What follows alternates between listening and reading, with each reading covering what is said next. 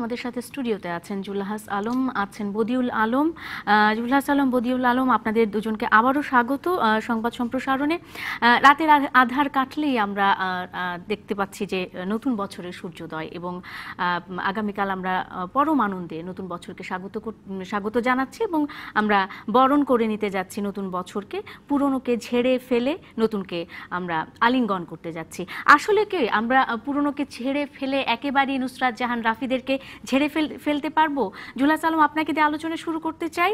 যে বিষয়টি নিয়ে কথা বলতে চাই, আজকে এই আলোচনাকে আরো বেশি উস্কে দিয়েছে টাঙ্গাইলের এই যে গণধর্ষণের ঘটনা। স্বামীকে বেঁধে রেখে স্ত্রীকে গণধর্ষণ করা হয়েছে এবং সেক্ষেত্রে 6 জনকে আটক করা হয়েছে এখন পর্যন্ত। এই যে ঘটনাগুলোর একটির পর একটি ঘটে চলেছে এবং আমরা দেখতে পাচ্ছি যে এই সংখ্যা কিন্তু কমছে না, এই মিছিল কিন্তু বাড়ছে।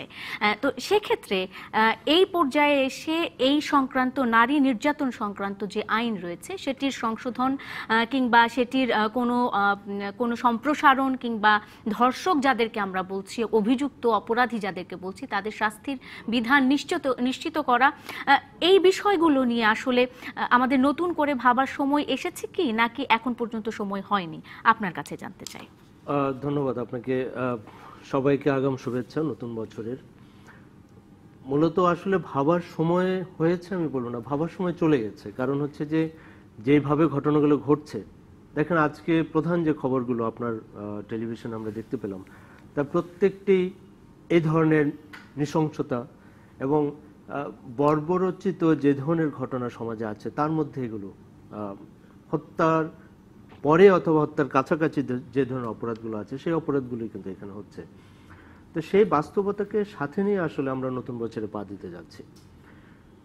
নুসরাতের যে ঘটনা সেটি আমরা কদিন ধরে আমরা কথা বলছি, গণমাধ্যমে কথা হচ্ছে, যা রাজনৈতিক দলগুলো কথা বলছে, কিন্তু নুসরাতের যে ঘটনাটি আপনি দেখেন, আজকে যে প্রেস ব্রিফিং হলো পুলিশের পক্ষ থেকে করা হলো, সেখানে আপনি খালি খেয়াল করে দেখেন যে অপরাধের ধরনটা কি, এর যে পরিকল্পনা, এর যে ব্যাক অফ মাইন্ডে তাদের যে চিন্তাটা এবং নৃশংসতার ধরনটা আপনি দেখেন। এবং তিনি জেল হাজতে বসেই এই পরিকল্পনা করেছেন। এবং ঘটনাটি দেখেন যে এটা কোনো রাতের অন্ধকারে হয়নি, দিনের বেলা, সকাল বেলা, সূর্য ওঠার কয়েক ঘন্টার মধ্যে,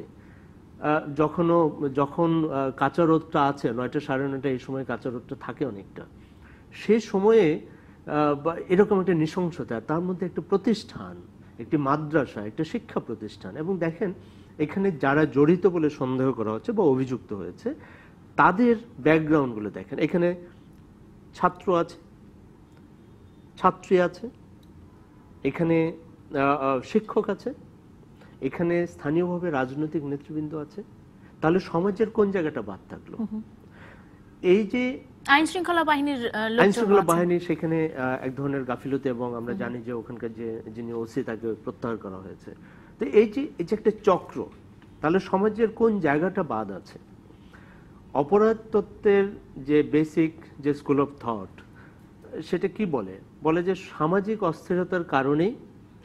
অস্থিরতার কারণে নতুন অপরাধী তৈরি হয়, এবং পুরনো অপরাধীরা শাস্তি না পেলে পুরনো অপরাধীরা আবার নতুন করে অপরাধ করার সুযোগ খোঁজে, পাশাপাশি নতুন অপরাধী তৈরি হয়।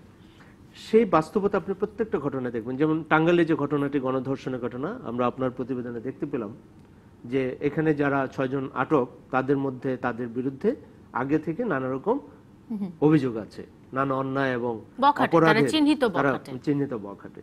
তাহলে এই মানুষগুলো কোথা থেকে আবার বেরিয়ে আসে? কেন বেরিয়ে আসে? আইনের ফাঁক ফোকরে কেন আসে? এরা বেরিয়ে আসলে আবার কিভাবে ব্যবহৃত হয়, অথবা তাদেরকে কারা ব্যবহার করে? এগুলো কিন্তু আমাদের সামগ্রিকভাবে চিন্তা করে একটা ব্যাপার আছে। কারণ একজন সিরাজউদ্দৌলা অধ্যক্ষ, তিনি যখন অভিযুক্ত হন, জেলে যান, তার পক্ষে শত শত মানুষ, তার শিক্ষার্থীরা রাস্তায় নামে অথবা প্রতিবাদ করে। তাহলে আমরা কোন সমাজে বাস করছি?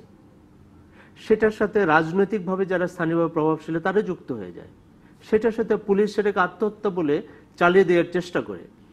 এরকম একটা জলজন্ত ঘটনা, সেটিকে আত্মহত্যা বলে চালিয়ে দেওয়ার চেষ্টা করে। যেখানে গার্ডিয়ানরা ছিল, যেখানে তাকে ছাদে তুলে তার গায়ে আগুন দেওয়া হয়েছে, মেয়েটা মারা যায়নি, বেঁচে আছে, সে কথা বলেছে, আমরা তার অডিওটা শুনেছি, কি ভয়ঙ্কর, এবং জনসম্মুখে। তো এই অপরাধ এখানে আসলে কি আরো বেশি তদন্তের বা আরো বেশি খতিয়ে দেখার কোনো অভিযোগ প্রমাণের কোনো সুযোগ আছে কিনা? কারণ নুসরাত তো মারা যাবার আগে নিজে মুখেই তো অনেকের নাম বলে গেছে। আইনি একটা প্রক্রিয়া আছে, সেটি আমি মনে করি সেই প্রক্রিয়া অনুযায়ী, যেমন আমরা কেন বিভিন্ন সময় ক্রস ফায়ার বা ইত্যাদি মৃত্যুর বিরোধিতা করি, কারণ আইনি প্রক্রিয়ার মাধ্যমে আমরা চাই বিচার সুনিশ্চিত হোক।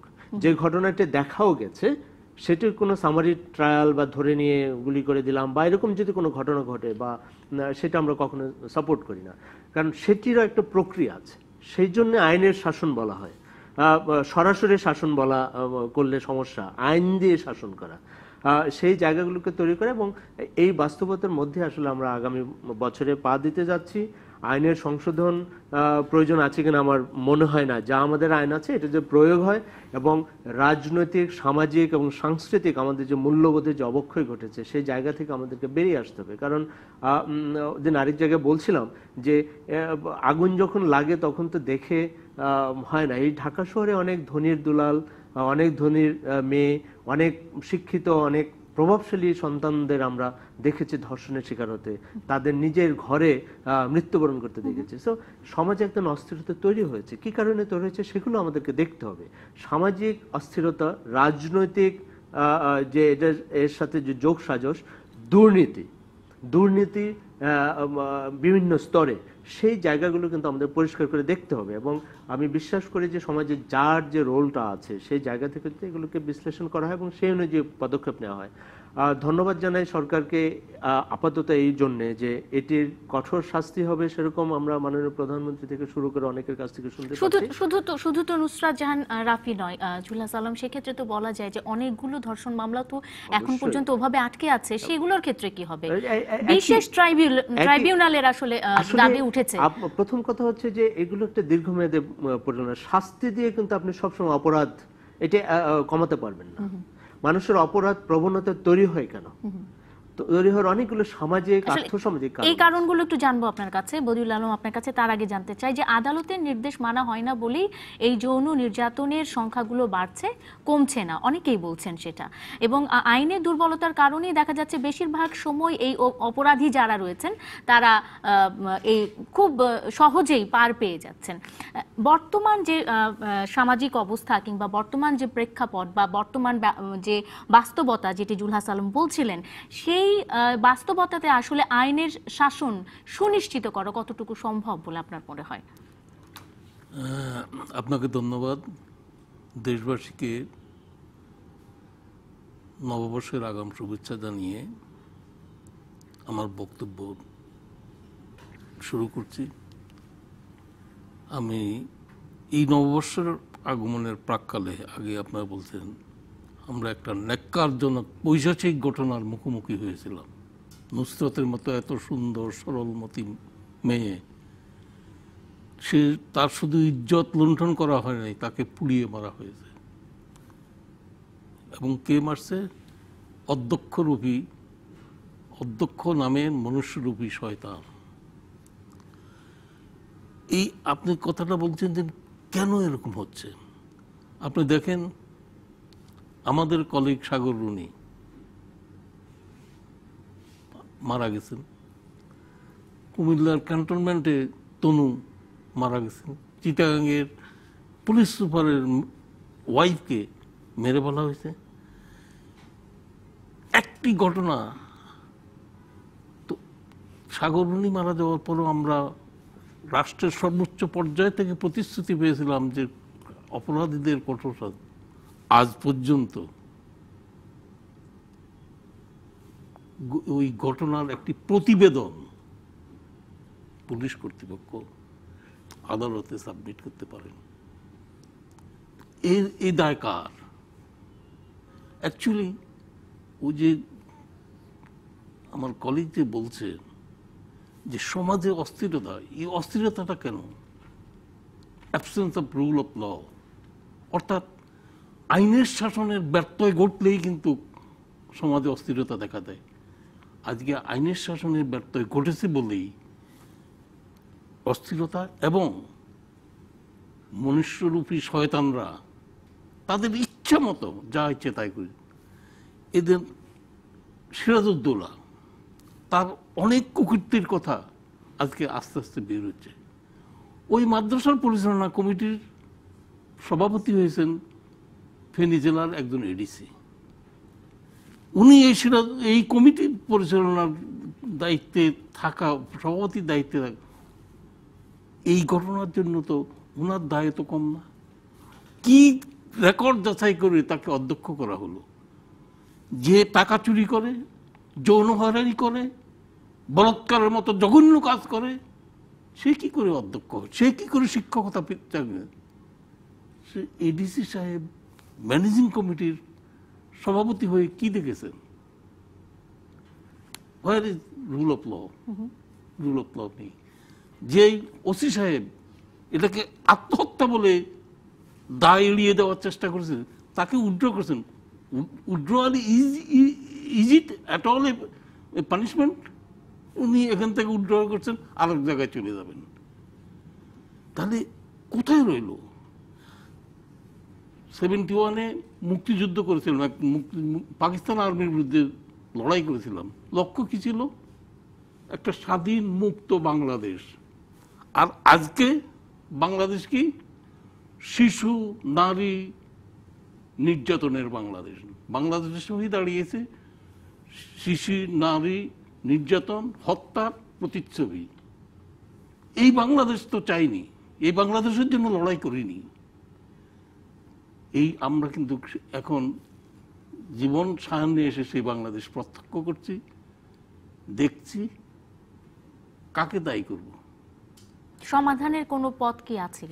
একমাত্র সমাধানের পথ হচ্ছে যদি আইনকে, রুল অফ লকে যদি আমরা নিশ্চিত করতে পারি, এবং মনুষ্যরূপী যে শয়তান তাদেরকে আইনের প্রক্রিয়া কঠোর শাস্তি, নতুন আইনের দরকার নেই, এক্সিস্টিং যে ল আছে সেটাকে যদি আমরা ব্যবহার করি।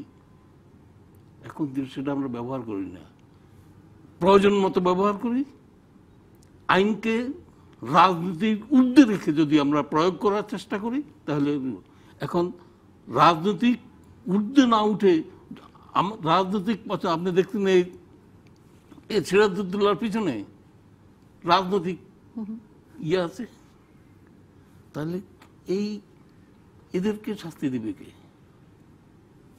এই রাজনীতির ঊর্ধ্বে উঠে যদি আইনকে প্রয়োগ করা হয়, সমাজের শাস্তি, শান্তি, শৃঙ্খলা অবশ্যই বেড়ে। আমরা যদিও বলবো যে পুরাতনকে ঝেড়ে ফেলে আমরা নতুন বছরকে স্বাগত জানাবো, কেউ কি নিশ্চয়তা দিতে পারে যে নতুন বছরে আরেক নুসরাতের মতো পৈশাচিক ঘটনার জন্ম হবে না? কেউ নিশ্চয়তা দিতে পারে না। এবং এটা আপনি যদি প্রতিদিন খবরের পাতা উল্টান, কি দেখেন? নোয়াখালীর সুবর্ণচরে কি হয়েছে? রাজনৈতিক কাকে কে কি ভোট দিয়েছে, এর শিকার হলো কে? নারী। স্বামী কারে ভোট দিয়েছে, তার শিকার হলো নারী। সেখানে এই নির্বাচনের ঘটনাকে কেন্দ্র করে পরপর 3টি ঘটনা, নারী ধর্ষণের ঘটনা ঘটছে সুবর্ণচরে। এখন সমাজের পাওয়ারফুল ব্যক্তিরা এই ঘটনা, তাহলে আমরা কি পাচ্ছি? তার মানে সার্বিকভাবে নারীরাই নিরাপত্তাহীনতায় ভুগছে। তারা আমাদের বাংলাদেশ হয়ে গেছে শিশু, নারী, মহিলাদের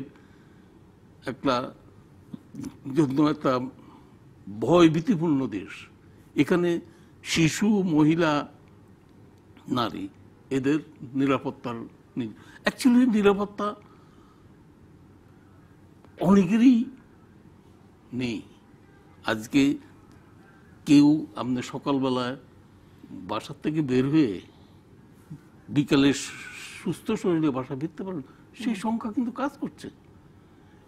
এই সংখ্যা কাজ করার একমাত্র কারণ হচ্ছে প্রশাসনের জবাবদিহিতা নেই, অ্যাকাউন্টেবিলিটি নেই, আইনের শাসনের কোনো ব্যবস্থা সেই অনিরাপত্তা দেখা যেতে পারে যে রাস্তায় সুপ্রভাতের চাকার নিচে পিষ্ট হয়েও যেতে পারে, আবার সিরাজউদ্দৌলার মতো মানুষের যৌন লালসার শিকার হতে পারে। জুলহাস আলম, যেটি বলতে চাচ্ছিলাম যে বিভিন্ন শিক্ষা প্রতিষ্ঠানগুলোতে এই যৌন হয়রানি সংক্রান্ত কিংবা যৌন নির্যাতন প্রতিরোধ সংক্রান্ত বিভিন্ন পদক্ষেপ কিন্তু নেওয়া হয়, যে এগুলো ঠিকমতো মেনে চলা হচ্ছে কিনা সেটি দেখার জন্য বা মনিটরিং এর জন্য। মাদ্রাসার মতো আমি একটা মিনিট বলি। অ্যাকচুয়ালি আমাদের মধ্যে আমিও এটার মধ্যে পড়ি, আমরা রিয়েক্ট করি, অ্যাক্ট করি না।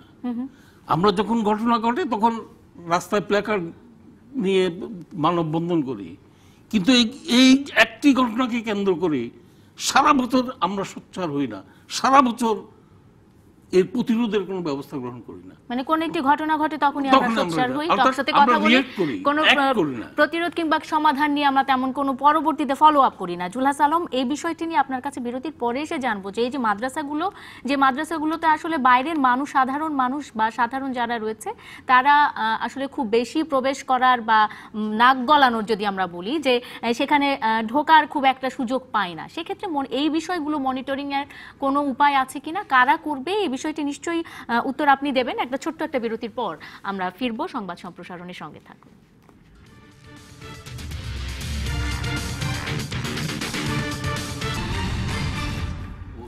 বিরতির পর স্বাগত আরেকবার, দেখছেন সংবাদ সম্প্রসারণ। আমাদের সাথে স্টুডিওতে আছেন জুলহাস আলম, আছেন বদিউল আলম। বিরতিতে যাবার আগে জুলহাস আলম, আপনার কাছে একটি প্রশ্ন রেখে গেছিলাম যে এই মাদ্রাসাগুলোতে আসলে মনিটরিং এর ব্যবস্থাটা কি, কিংবা সেখানে কি আসলে সাধারণের প্রবেশাধিকার আছে কিনা, তারা কি মনিটর করতে পারে এই বিষয়গুলো হচ্ছে কি ঘটছে সেখানে দেখার জন্য?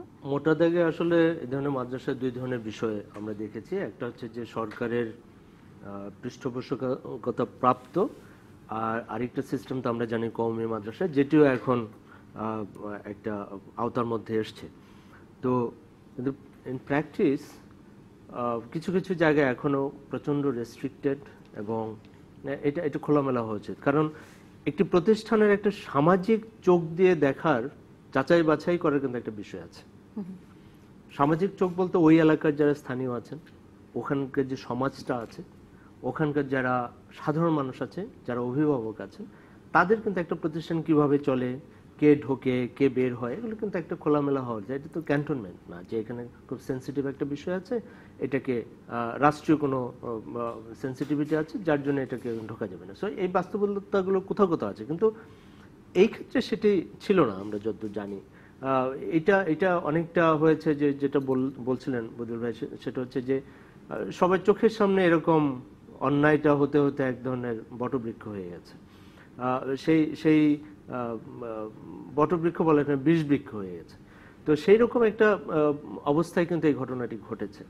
আমি একটু এক কথায় একটু টানতে চাই, বাংলাদেশ এমন একটি দেশ, আমরা অত্যন্ত দুর্ভাগা জাতি বলবো সেই জায়গা থেকে, আমাদের অনেক অর্জন আছে, তারপরেও যে এই দেশে স্বাধীনতার যিনি স্থপতি, যিনি নেতৃত্ব দিয়েছেন, তার পরিবারকে মেরে ফেলা হয়েছে। সেটা কিন্তু বিচার হয়নি, অপরাধীদের প্রশ্রয় দেওয়া হয়েছে এবং আইন করে প্রশ্রয় দেওয়া হয়েছে। পরবর্তীতে আমরা দেখেছি অনেক বড় বড় ঘটনা ঘটেছে, বিভিন্ন সরকারের সময়ে বড় বড় ঘটনা ঘটেছে, অনেক সময় বিভিন্ন পর্যায়ে গুম খুনের ঘটনা ঘটেছে, সেগুলো সবগুলো বিচার হয়নি, যে কথাগুলো অনেক সময় এর আগেও কম বেশি বলা হয়েছে। তো রাষ্ট্রীয় পর্যায়ে যে ধরনের বড় বড় অপরাধ হয়েছে, সেটি যখন আবার এরকম, সেগুলো এক ধরনের সেন্স অফ ইম্পিউনিটি তৈরি হয়েছে, এবং আইনটাকে অনেক সময় অ্যাডহক বেসিসে প্রয়োগ করা হয়, যে অমুকের ক্ষেত্রে এতটুকু, আরেকজনের ক্ষেত্রে অতটুকু, যদি আমাকে বলা হচ্ছে যে আইন সকলের জন্য সমান। তো এই সামাজিক একদম স্তর বিন্যাসের মধ্যে যে এক ধরনের ইমব্যালেন্স তৈরি করা, এক ধরনের এটাকে ম্যানিপুলেট করা, সেই কারণে কিন্তু এক ধরনের পরিস্থিতি তৈরি হয়। যেটি বললেন যে আমাদের সমাজে শুধু কিন্তু এই ধরনের অপরাধ হচ্ছে না। আমি সম্প্রতি, আমি এটা দিয়ে বাংলাদেশের অপরাধকে জাস্টিফাই করছি না, কিন্তু আমি জাস্ট রিলেট করার জন্য বলছি যে আমি সম্প্রতি একটু দেখছিলাম আমেরিকায় কি ধরনের ধর্ষণ হয়, কত হয়।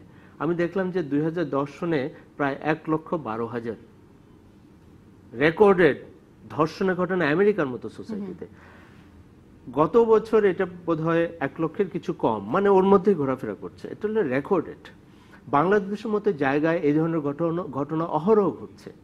আজকে নুসরাতটা একটু বড় হয়ে গেছে বলে সাহস করেছে বলে সেটা এত সামনে বড় এসেছে। এত বড় হয়ে গেছে, তা নাহলে এরকম ঘটনা ঘটছে। আমি একটা জিনিস লক্ষ্য করার চেষ্টা করছি, সেটা হচ্ছে যে এই ঘটনাটি ঘটার পরে নানা রকম স্টেটমেন্ট আসছে, মাননীয় প্রধানমন্ত্রী নিজে কথা বলছেন, কিন্তু প্র্যাকটিসের ক্ষেত্রে সেটা আমাদেরকে কতটুকু আজকে কেন আমি বলবো যে শিক্ষা মন্ত্রণালয়ের যিনি দায়িত্বে আছেন, অত্যন্ত দায়িত্বশীল মন্ত্রী, উনি একটা স্টেটমেন্ট কেন দিচ্ছেন না যে এই ধরনের ঘটনা প্রতিরোধের জন্য 1 সপ্তাহ ব্যাপী প্রতিদিন শিক্ষককে সারা বাংলাদেশের প্রত্যেকটা শিক্ষা প্রতিষ্ঠানে, প্রাইমারি স্কুল থেকে শুরু করে কলেজ লেভেল পর্যন্ত, প্রয়োজন ইউনিভার্সিটি লেভেল পর্যন্ত শিক্ষকদের প্রতিদিন শপথ পড়তে হবে যে আমরা এই ধরনের জিরো টলারেন্স। এটা প্রশাসন থেকে মাননীয় এমপি সাহেবরা, ওখানকার ইউনো, ওখানকার ওসি সাহেবরা তারা এটা সমন্বয় করবে, স্থানীয় নেতৃবৃন্দকে নিয়ে কথা বলবে, কেন অর্ডার দেওয়া হচ্ছে না। অবশ্যই আমার কথা হলো যে প্র্যাকটিসে আমরা কেমন যেন ঘুমিয়ে আছি। এই কথা হচ্ছে একটা লিমিটেড স্কেলে যারা পত্রপত্রিকা পড়ে তারা কিছুটা খোঁজ খবর রাখেন, এর বাইরে কিন্তু একটা বিরাট অংশ এখনো এগুলো নিয়ে তাদের মাথায় নেই। বদিউল আলম, আসলে আমরা চাই না এই ধরনের বিষয়গুলো নিয়ে আর এই পরের বছর যে নতুন বছর আসছে সেই বছরে আলোচনা করতে, কিংবা এই ধরনের আলোচনাগুলো আমরা আসলে করতে চাই না। আজকে যেহেতু চৈত্র সংক্রান্তি ছিল এবং কালকে আমরা নতুন বছরকে বরণ করব, সারা রাজধানী জুড়ে এক ধরনের প্রস্তুতি ছিল চৈত্র সংক্রান্তি নিয়ে, নানা ধরনের আয়োজন ছিল। আমাদের সহকর্মীকে আমরা দেখতে পাচ্ছি সাবিনা পুথি আমাদের সাথে যোগ দিয়েছেন। এই চৈত্র সংক্রান্তির আয়োজন সম্পর্কে আমরা জানবো সাবিনা পুথির কাছ থেকে, এবং পয়লা বৈশাখে কি ধরনের নিরাপত্তা কিংবা কি ধরনের প্রস্তুতি নেওয়া হচ্ছে সে বিষয়ে আমরা একটু আমাদের সহকর্মীর কাছে জেনে নিতে চাই। সাবিনা পুথি শুনতে পাচ্ছেন নিশ্চয়ই, এবং আপনি নিশ্চয়ই আমি কি জানতে চাচ্ছি সেটিও শুনেছেন, একটু জানাবেন আমাদের। যেটি বলছিলেন আসলে চৈত্র সংক্রান্তি 1425 যেটি পুরাতন বছরের আজ বিদায় দিন ছিল, সেই চৈত্র সংক্রান্তির অনুষ্ঠান কিন্তু খুব ভালোভাবে আসলে হয়নি, এটাই বলতে হবে রাজধানী জুড়ে। কারণ প্রাকৃতিক যে বৃষ্টিপাত বা ঝোড়ো বৃষ্টির কারণে সন্ধ্যায় যে প্রোগ্রামটি ছিল চারুকলার বকুলতলাতেও সেটি আসলে হয়নি, সেটি স্থগিত করা হয়েছে। এবং পরবর্তীতেও তারা বৃষ্টি যখন ছেড়ে গেছে তারপরেও তারা যখনই আবার প্রস্তুতি নিতে গেছে তখন আবার বৃষ্টির ফলে একেবারে অনুষ্ঠানটি চৈত্র সংক্রান্তির অনুষ্ঠানটি করা যায়নি। তো এটি ছিল। আর অন্যদিকে যে চারুকলার যে মঙ্গল শোভাযাত্রার যে বিষয়টি, সেইখানেও দেখা গেছে যে ভাস্কর্যগুলো তৈরি করা হয়েছে মঙ্গল শোভাযাত্রার জন্য, সেখানে বৃষ্টির কারণে সামান্য একটু ক্ষতিগ্রস্ত হয়েছে, তবে সেটি তারা আবার চেষ্টা করছেন সেগুলোকে আবার পুনর্নির্মাণের, এবং তারা সেই কাজগুলো করছেন। আর আমরা রয়েছি একটু চারুকলার এই সামনের অংশটুকুতে, এবং একই সঙ্গে আপনি যেটি বলছেন যে নিরাপত্তা ব্যবস্থা নিয়ে সকালেও স্বরাষ্ট্রমন্ত্রীও যেটি বলেছেন যে আসলে সুনির্দিষ্ট কোনো হুমকি নেই বা নাশকতার কোনো তথ্য এখন পর্যন্ত আইনশৃঙ্খলা বাহিনীর কাছে নেই, কিন্তু যে কোনো ধরনের নাশকতা যাতে না ঘটে এবং তার জন্য যদি ঘটেও সেক্ষেত্রে সার্বক্ষণিক মনিটরিং সেল রয়েছে নিরাপত্তা বাহিনীর পক্ষ থেকে, তারা সব ধরনের নিরাপত্তা জোরদার করে রেখেছেন। এবং এই সকালবেলা মঙ্গল শোভাযাত্রা যে হবে সেটি শুরু হবে চারুকলার সামনে থেকে, এবং এটিও বলা হয়েছে যে মঙ্গল শোভাযাত্রা কেন্দ্রিক যে নিরাপত্তা ব্যবস্থা সেইটি জোরদার করার জন্যই নিরাপত্তা বাহিনীর পক্ষ থেকে বলা হয়েছে যে যারা চারুকলার সামনে থেকে যখন শোভাযাত্রা বের হবে তখনই সাধারণের সবাই শোভাযাত্রায় অংশগ্রহণ করতে পারবে, মাঝপথ থেকে পারবে না। এছাড়া এটা জানি আমরা সাবিনা পুথি, এর আগে গত বছর আমরা দেখেছি যে পুলিশ ব্যারিকেড দিয়ে মঙ্গল শোভাযাত্রা, এবং এটি নিয়ে আমরা অনেক আলোচনা সমালোচনা করেছি, কিন্তু সেটি আসলে নিরাপত্তার স্বার্থে করা হয়েছে এবং পরবর্তীতে আমরা তার সুফলও দেখতে পেয়েছি। কোনো প্রকার অনাকাঙ্ক্ষিত ঘটনা ছাড়াই আমরা এই আয়োজনগুলো পালন করতে পারছি। হ্যাঁ, না অবশ্যই এই প্রশ্নটা দুজনের কাছে থাকছে যে সামাজিক পুথিকে অবশ্যই ধন্যবাদ দিয়ে আমরা শেষ করতে চাই। ধন্যবাদ সাবিনা পুথি আপনাকে। যে বিষয়টি প্রশ্নে ছিল সেটি হলো যে সামাজিক অবক্ষয়ের কথা আমরা বলছি যে আমরা আমাদের সমাজটাকে সেভাবে বাঁধতে পারছি না, আমাদের সাংস্কৃতিক চর্চা হচ্ছে না, এই কারণেই আসলে সামাজিক অবক্ষয়গুলো ঘটছে। কিন্তু এই যে প্রতি বছর এত বড় বড় করে আমরা এই ধরনের অনুষ্ঠানগুলো করছি, উৎসবগুলো করছি, এগুলোকে আসলে শুধুই পোশাকে উৎসব করছি কিনা খুব সংক্ষেপে আপনাদের দুজনের কাছে জানতে চাই। বদিউল আলম, আপনার কাছে শুরুতে জানতে চাই। আমি যদিও এইসব উৎসবগুলো সমাজের মূল্যবোধকে জাগ্রত করার কথা, কিন্তু অ্যাকচুয়ালি এগুলি শুধুমাত্র মনোরঞ্জন এবং পোশাকি উৎসবে পরিণত হয়েছে, যার কারণে যে কথাটা আপনি বলছেন আগামী বছর কি আমরা পুরাতন বছরকে একেবারে সম্পূর্ণ বিদায় করতে পারবো, এই নিশ্চয়তা কেউ দিতে পারবে না। আপনি বলছেন নুসরাতের মতো ঘটনা আগামী বছর আমরা আর আলোচনা করতে চাই না, কেউ আপনাকে নিশ্চয়তা দিতে পারে না, তার চেয়েও আরো বড় ঘটনা করতে পারে। সুতরাং তারপরও প্রত্যাশা করব 1426 বঙ্গাব্দ সুন্দর, সুষ্ঠু, স্বাভাবিক জীবনের বার্তা বয়ে আনবে। অবশ্যই। এটা আমার, কারণ প্রত্যাশা ছাড়া তো মানুষ বাঁচতে পারে না। অবশ্যই। জুলহাস আলম, প্রথমত হলো যে আমি ওনার সাথে একমত যে আগামী বছর আমাদের জন্য সুন্দর হবে, সেটি আমরা প্রত্যাশা করি।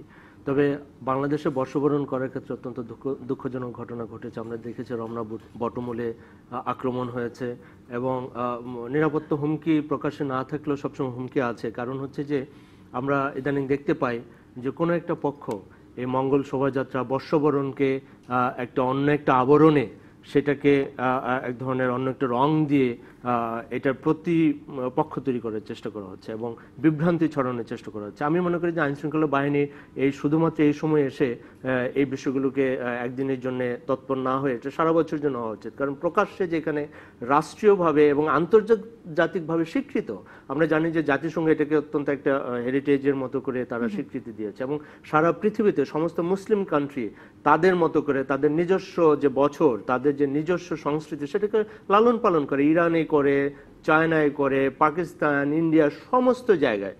তো সেইগুলোর সাথে একটা প্রতিপক্ষ দাঁড় করানোর এবং রাষ্ট্র যেখানে ইনভলভ, দাঁড় করিয়ে যারা দ্বন্দ্ব তৈরি করার চেষ্টা করে, আশা করি যে প্রশাসন এবং কর্তৃপক্ষ এগুলো নিয়ে একটু অবস্থান নেবে। কারণ যেভাবে বিষোদ্গার এবং বিভ্রান্তি ছড়ানো হয়, তাতে একজন হুমকি তৈরি করা হয় সারা বছর জুড়ে, সেটি কিন্তু কাম্য নয়। সেই জায়গা থেকে আমাদেরকে অত্যন্ত সুচারুভাবে আমাদের একটা সাংস্কৃতিক পরিমণ্ডলটাকে একটা শুদ্ধ জায়গায় থেকে পরিচালিত করে এবং যে বিভ্রান্তিগুলো নানা অপব্যাখ্যা করে তৈরি করা হয় এবং সুপরিকল্পিতভাবে সেগুলোর বিরুদ্ধে কিন্তু আমাদের একটি সুস্পষ্ট অবস্থান এবং সুষ্ঠুভাবে সুস্থ চর্চার মাধ্যমে তৈরি করতে হবে। কারণ সংস্কৃতি মানুষের শেকড়। সম্রাট আকবর বাংলা পঞ্জিকা শুরু করেছিলেন, বাংলা বছর শুরু করেছিলেন, সেখান থেকে আজকে আমরা এই জায়গায় এসেছি এবং সেটিকে নিয়ে আমাদের মানুষের একটু আনন্দ করে, মানুষকে উৎসাহ, আমাদের মনে একটা রং লাগে, সেটাকে একটা অন্য একটা রং দিয়ে এটা কোনোভাবেই কাম্য নয়। বিরতির পরে ফিরে এসে পত্রিকার অনলাইনগুলো কি খবর দিচ্ছে জেনে নিব, সঙ্গে থাকুন সংবাদ সম্প্রসারণের। বিরতির পর স্বাগত আরেকবার। দেখছেন আইপে নিবেদিত সংবাদ সম্প্রসারণ, powered by N Mohammad group. আমাদের সাথে জুলহাস আলম আছেন, বদিউল আলম আছেন। পত্রিকার অনলাইনগুলো কি ধরনের খবর দিচ্ছে আমরা একটু দেখে নিতে চাই। বাংলা ট্রিবিউন আছে আমাদের সাথে। প্রথম খবরটি হচ্ছে, পহেলা বৈশাখের দিনও পরীক্ষা দেবে কওমি মাদ্রাসার শিক্ষার্থীরা। নুসরাতকে হত্যার পরিকল্পনা হয় যেভাবে, মঙ্গল শোভাযাত্রা প্রতিহতের ঘোষণা কওমি শিক্ষার্থীদের। ঢাকা থিম্পু পণ্যের শুল্ক ও কোটামুক্ত প্রবেশাধিকার নিয়ে কাজ করতে একমত। এবং নুসরাতকে পুড়িয়ে হত্যা, বোরকা পরা 4 জনের 3 জনই পুরুষ। পুরোটা জুড়েই নুসরাত আছে এবং কওমি মাদ্রাসার শিক্ষার্থীদের কিছু সিদ্ধান্ত রয়েছে। তারা পহেলা বৈশাখের দিনও পরীক্ষা দিতে পারে, সেটি তারা বলছে, কিন্তু মঙ্গল শোভাযাত্রা প্রতিহতের ঘোষণা দেয়া আসলে তাদের পক্ষে, তাদের সাথে মানায় কিনা। বদিউল আলম, আপনার কাছে খুব সংক্ষেপে এই বিষয়টি জানতে চাই। জুলহাস আলম, আপনার কাছেও জানতে আসবো। প্রথমত হলো দেন, এই ধরনের প্রতিহত ঘোষণা অতীত অনেক শুনেছি, কার্যকরণ কিছু। অ্যাকচুয়ালি এই ধরনের ঘোষণা রাজনৈতিক প্রস্তর থেকে পেয়ে আসছে। এখন দুর্ভাগ্য হলো যে আমাদের পলিউটেড পলিটিক্স, আমরা ভোটের রাজনীতি করি, কোনটা করলে কাকে কি বলে তুষ্ট করা যাবে সেখানে মূল্যবোধের কোনো সুযোগ নাই, যৌক্তিকতার কোনো ইয়ে নাই, সুযোগ নাই। ভোট পেতে হবে, ভোট আমার পক্ষে পেতে হবে, যার কারণে ওই তারা প্রতিহত করার ঘোষণা বা পরীক্ষা এটি তাদের ব্যক্তিগত অভ্যন্তরীণ সিদ্ধান্ত। মঙ্গল শোভাযাত্রা প্রতিহতের ঘোষণা দিয়েছে কওমি শিক্ষার্থীরা। জুলহাস আলম, আপনি কিছু বলতে চান কিনা এই প্রসঙ্গে? আমি যেটা বলবো এই ক্ষেত্রে, যে এটি একটি রাষ্ট্রের নিজস্ব কিছু বেসিক মৌলিক জায়গা আছে, সেটির সাথে এটি অত্যন্ত সাংঘর্ষিক এবং অধ্যত্বপূর্ণ। সবশেষে যে কথাটি বলে, আমার এই রাষ্ট্রকে সিদ্ধান্ত নিতে হবে আমরা কোথায় আছি এবং কোথায় যাচ্ছি এবং কোথায় যেতে চাই। এই সিদ্ধান্ত নিতে যদি আমরা ভুল করি, তাহলে এটা আমাদেরকে অনেক অনেক ক্ষতির সম্মুখীন করবে এবং যেটা আমাদের ভবিষ্যৎ প্রজন্মকে অনেক ভোগাবে, খেসারত দিতে হতে পারে। অসংখ্য ধন্যবাদ জুলহাস আলম আপনাকে, বদিউল আলম আপনাকে অনেক অনেক ধন্যবাদ আমাদের সাথে থাকার জন্য। আর এই ছিল আজকের সংবাদ সম্প্রসারণে। ধন্যবাদ আপনাদেরও।